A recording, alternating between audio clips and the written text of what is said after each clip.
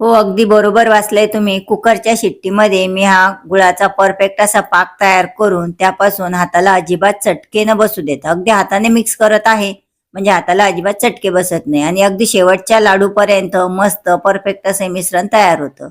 कुकरमध्ये हा पाक तयार करून त्यापासून मी गोल गरगरीत असे तिळगुळाचे लाडू आणि परफेक्ट अशी छान वडी तयार केली आहे. फक्त ही वडी करत असताना एक चुकी झाली. ती नेमकी चुकी कोणती हे मी शेवटी सांगितलेच आहे. ती तुम्ही करू नये म्हणून रेसिपी प्लीज शेवटपर्यंत बघा.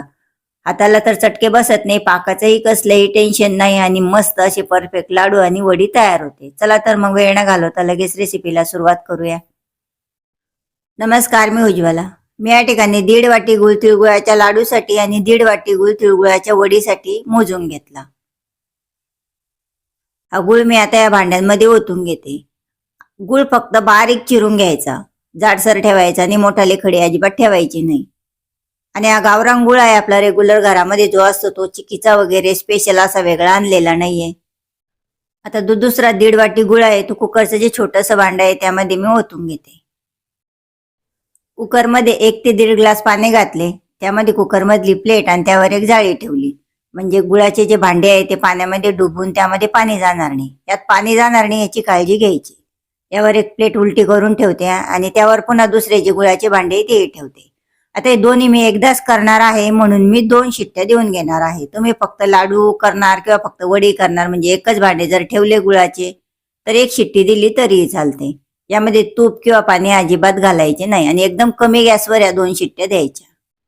मी या ठिकाणी अर्धी वाटी शेंगदाणे आणि 1 वाटी तीळ म्हणजे दोन्ही मिळून 1.5 वाटी घेतलं, तर त्यासाठी 1.5 वाटी गुळ घेतला. आता हे प्रमाण तुम्ही बदलू शकता, म्हणजे तुम्ही 1 वाटी तीळ आणि 1 वाटी शेंगदाणे घेऊ शकता. असं जर घेतलं तर त्यासाठी 2 वाट्या गुळ घ्यायचा, म्हणजे याच्या बराबरीतच गुळ घ्यायचा. आता हे प्रमाण तुम्ही तुमच्या आवडीनुसार तिळगुळाचं बदलू शकता, पण याच्या बराबरीतच गुळ घ्यायचं ही गोष्ट लक्षात ठेवा. आता मी हे दोन्ही भाजून घेते. आता एकत्र करूनच भाजते, त्यानंतर पुन्हा वाट्यांमध्ये वेगवेगळं करते. सर्वात पहिले मिडियम गॅसवरती तीळ भाजून घेऊ. दोन्ही वाट्या तीळ मी एकत्र घातले आणि हे तीळ थोडेसे काळपट आहे कारण हे गावरान आहे म्हणून. तुम्हाला जर हे गावरान मिळाले तर नक्की हे घ्या, कारण याची चव छान लागते. थोडेसे काळपट जरी असले, थोडेसे स्वच्छ करावे लागतात फक्त. आणि वेळ जर नसेल तर पॉलिश केलेले तिळे तुम्ही घेऊ शकता. जवळपास 3 ते 4 मिनिटं मिडियम गॅसवरती तीळ छान खमंग खरपूस भाजले. थोडेसे खवून बघायचे, चव कळून जाते त्याची भाजलेली म्हणून. किंचित कलरही चेंज होतो, पण फार कलर चेंज होऊस्तरने भाजायचे नाही तर ते जळतील आणि कडसर चव लागेल. आणि त्यातून पुट पुट असा आवाज यायला सुरुवात होते, म्हणजे भाजले म्हणून समजून घ्यायचे. आता मी हे खाली काढून घेते. आता हे थंड होऊ देऊ. त्यानंतर जे शेंगदाणे घेतलेले अर्धी वाटी तेही मिडियम गॅसवरती मी भाजून घेते. छान खरपूस खमंग भाजायचे. हे सुद्धा तुमच्याकडे ऑलरेडी भाजलेल्या शेंगदाण्याचा कूट असेल तर तोही तुम्ही वापरू शकता. हे बघा, हे छान भाजल्या गेले. त्याचं वरचं जे साल आहे ती काढून बघायची. थोडेफार डागही पडलेले त्यावरून समजून जातात.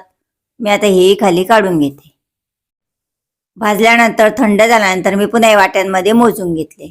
आता याला बारीक करायचं. बारीक करत असताना एक गोष्ट लक्षात ठेवायची की वडीसाठी वेगळं करायचं आणि लाडूसाठी वेगळं करायचं. पहिले शेंगदाणे बारीक करून घेऊ. चांगले बारीक केलेले आहे मी मस्त. आणि मिक्सरचं छोटं भांड आहे म्हणून मी वेगवेगळं केलं. मोठं घेतलं तुम्ही ते एकत्र करू शकता, म्हणजे तीळ आणि शेंगदाणे. आता वडीसाठी बारीक करत असताना शेंगदाण्याचा कूटही चांगला बारीक केला आणि तिळही चांगले बारीक करायचे. फक्त 1-1.5 चमचा तीळ बाजूला काढून ठेवायचे. हे बघा, तिळही बारीक केले. आता या कुटामध्ये मी ओतून घेते आणि एकत्र करून घेते. मिक्सरमध्ये एकत्र केले नाही त्यामुळे हाताने छान मिक्स करून घ्यायचे. अशाच पद्धतीने मी अर्धी वाटी शेंगदाणे आणि अर्धी वाटी तीळ लाडूसाठी चांगले बारीक केले. लाडूसाठी सर्व तीळ नाही घ्यायचे, अर्धे तीळ मी तसेच ठेवलेले अख्खाले. आता तुम्ही अगदी फक्त 2-3 चमचे तीळही घेतले लाडूसाठी बारीक करायला तरीही चालतात, बाकीचे तसेच ठेवले तरी चालतील.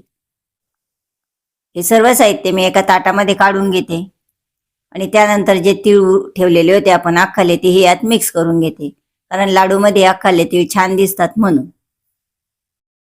आता आवडीनुसार यामध्ये जायफळ किसून विलायची पावडरही तुम्ही घालू शकता. मी या ठिकाणी फक्त जायफळ किसले किंवा दोन्हीने घातलं तरीही चालतं.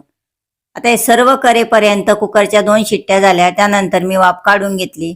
आता झाकण काढून घेतले की त्यातले जे झाकण आहे ते अलगद काढायचे, हाताला चटका वगैरे नाही बसू द्यायचा. हे बघा, मस्त असा परफेक्ट पाक तयार झालेला आहे. हे वरचा डबा आता खालचं जे पातेलं आहे तेही काढून घेते, तेही छान झालेलं आहे. मी आता खालचा पाक एकदा वापरून घेते आणि जो वरचा डबा आहे तो कुकरमध्ये ठेवून त्यावर पुन्हा झाकण ठेवून कमी गॅस करून हे कुकरचं झाकण लावून गॅसवर ठेवून देते. म्हणजे लाडू करेपर्यंत हे छान राहील. यामध्ये 2 चमचे तूप घातलंय की पुन्हा हे मिक्स करते. आता बऱ्याच जणांना पाक येतो किंवा बऱ्याच जणांना येत नाही. पाक येत असला तरी थोडंसं किंचित लक्ष इकडे तिकडे झालं तर तो कडक होतो किंवा कधी कधी कच्चा राहून जातो आणि त्यानंतर लाडू बांधताना हाताला चटके तर बसतात. यामध्ये तसं काहीच होत नाही. पाक तर बिलकुल चुकत नाही आणि हाताला चटकेही बसत नाही. मी साहित्य त्या कढईमध्ये काढून घेतलं ज्यात आपण भाजलं होतं. कढई अगदी थंडगार झालेली आहे. त्यामध्ये तो पाक केलेला आहे तो ओतून घेते. बघा अगदी परफेक्ट असा पाक हा तयार झालेला आहे. आता हे स्पॅच्युलाने किंवा चमच्याने असं मिक्स करून घ्यायचं सुरुवातीला. अजिबात चटका बसत नाही, म्हणजे लगेच हात नाही घालायचा, किंचित कोमट असतं ते. आणि हे बघा छान असं मिक्स झालं. आता हे बघा किंचित कोमट आहे, मी हाताने काढून घेतलं की लाडू करून दाखवते तुम्हाला. तुम्हाला पाक जरी येत नसला, अगदी तुम्ही पहिल्या वेळेस अशा पद्धतीने केलं तरी तुमचे लाडू परफेक्ट होईल आणि वडीही परफेक्ट होईल. बघा किती सुंदर आणि मस्त असा लाडू झालेला आहे. अगदी पिठासारखं याला भिजवलं तरी हाताला चटकेने बसते. मी थोडंसे मिक्स करते आणि त्यानंतर याचे लाडू वळवून घेते. आणि विशेष म्हणजे शेवटच्या लाडूपर्यंत हे बॅटर कडक होत नाही, अगदी मस्त असे लाडू वळता येतात. हे बघा अगदी शेवटचे 2 लाडू राहिलेले तरी छान असा लाडू वळला जात आहे. कुठेच कडक वगैरे होत नाही, पुन्हा डबल एक गरम करावं लागत नाही किंवा काहीच नाही, कसलंही टेन्शन नाही. अगदी सोप्या पद्धतीनं हे तिळगुळाचे लाडू आणि तिळगुळाची वडी होते. याला किंचित थोडासा आकार देऊन घेते. पुन्हा डबल सुरुवातीला पटपट करून घेतले की नंतर आकार द्यायचा किंवा सुरुवातीला तुम्ही आकार वगैरे व्यवस्थित देऊन घेऊ शकता. मस्त असे लाडू तयार झालेले. आता वडी तयार करून घ्या. आणि मी सुरुवातीलाच सांगितलं वडी तयार करत असताना मी एक चुकी केली. आता ती नेमकी चुकी कोणती, तर मी अर्धे लाडू झाल्यानंतर गॅसमध्येच बंद करून टाकला होता. त्यामुळे किंचित थोडंसं थंड झाल्यासारखं झालेलं आहे बॅटर. एकतर तुम्ही सुरुवातीला वडी तयार करून घ्या, कारण सुरुवातीला या डब्यातला पाक तुम्ही बघितला किती छान आणि मस्त होता. कारण वडीला जास्त वेळ लागत नाही. वडी थापून घेतली की नंतर लाडू तयार करायला सुरुवात करा. किंवा एकदा लाडू तयार करून घ्या, नंतर पुन्हा पाक तयार करून वडी थापून घेऊ शकता. किंवा शेवटपर्यंत गॅस चालू ठेवायचा. हे साहित्य मिक्स केलं, नंतर किंचित हाताने मिक्स करून घेते आणि हे तूप लावलेलं ताट आहे त्यामध्ये थापून घ्यायचं आहे आपल्याला. आता हे किंचित थंड झाल्यामुळं काय झालं, थोडंसं मिक्स करायला मला जड जाऊ लागलं. त्यामध्ये थापून घेते. थोडंसं थापताना जड गेलं. वडी वगैरे झाली छान, पण जशी अगदी परफेक्ट पाहिजे तशी झाली नाही, थोडंसं जड गेल्यासारखं झालं. लाडू कसे परफेक्ट झाले तशी नाही. म्हणून मी जी चुकी केली, गॅसमध्येच बंद केला किंवा आधी लाडू करून घेतले नंतर वडी केली, तशी चूक तुम्ही करू नका. एकतर तुम्ही सुरुवातीला वडी थापा किंवा मग गॅस शेवटपर्यंत चालू ठेवा किंवा एक वेळेस लाडू करा, एक वेळेस वडी करा.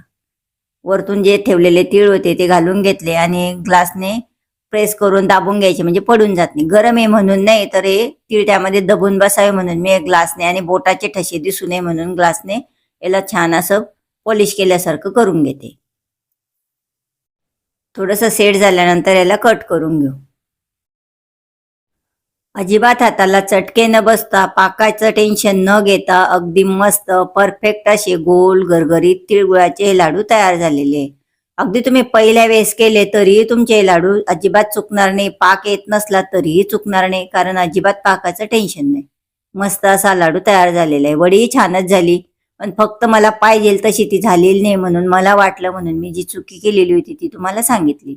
तुम्ही आता ही वडी आणि हे लाडू कशा पद्धतीने केले नक्की कमेंटमध्ये सांगा.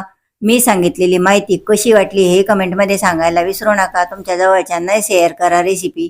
रेसिपी आवडली असेल तर नक्कीच लाईक, शेअर, कमेंट आणि प्लीज सबस्क्राईब करून बेल आयकॉनवर प्रेस करायलाही विसरू नका.